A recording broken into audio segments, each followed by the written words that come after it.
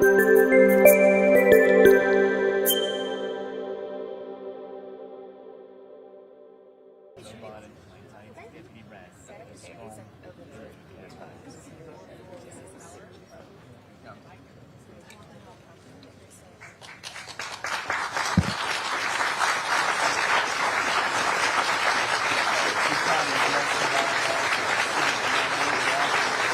morning.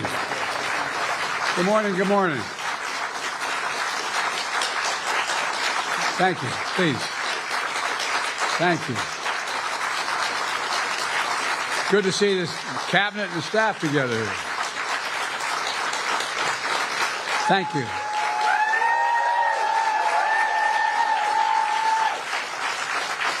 Thank you, thank you, thank you. Please.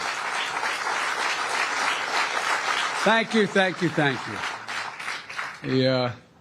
It's good to see you all. Particularly good to see my granddaughter sitting in the front row here. Hi, Finn. How are you, honey?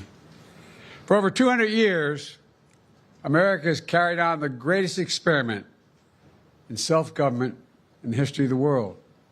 And that's not hyperbole, that's a fact. We're the people. The people vote and choose their own leaders, and they do it peacefully. And we're in a democracy. The will of the people always prevails. Yesterday, I spoke with President-elect Trump to congratulate him on his victory. And I assured him that I'd direct my entire administration to work with his team to ensure a peaceful and orderly transition. That's what the American people deserve. Yesterday, I also spoke with Vice President Harris. She's been a partner and a public servant. She ran an inspiring campaign, and everyone got to see something that I learned early on to respect so much, her character. She has a backbone like a ramrod. She has great character, true character. She gave her whole heart and effort, and she and her entire team should be proud of the campaign they ran. You know, the struggle for the soul of America, since our very founding, has always been an ongoing debate and still vital today. I know for some people, it's a time for victory, to state the obvious. For others, it's a time of loss. Campaigns are contests of competing visions. The country chooses one or the other. We accept the choice the country made. I've said many times, you can't love your country only when you win. You can't love your neighbor only when you agree. Something I hope we can do, no matter who you voted for, is see each other not as adversaries, but as fellow Americans. Bring down the temperature. I also hope we can lay to rest the question about the integrity of the American electoral system. It is honest, it is fair, and it is transparent. And it can be trusted, win or lose. I also hope we can restore the respect for all our election workers who busted their necks and took risks at the outset. We should thank them. Thank them for staffing voting sites, counting the votes, and protecting the very integrity of the election. Many of them are volunteers who do it simply out of love for their country.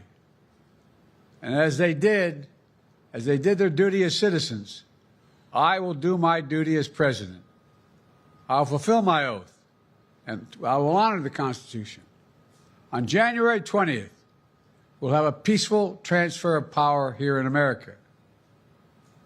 To all our incredible staff, supporters, cabinet members, all the people who have been hanging out with me for the last 4 years, God love you, as my mother would say, thank you so much. You put so much into the past 4 years. I know it's a difficult time.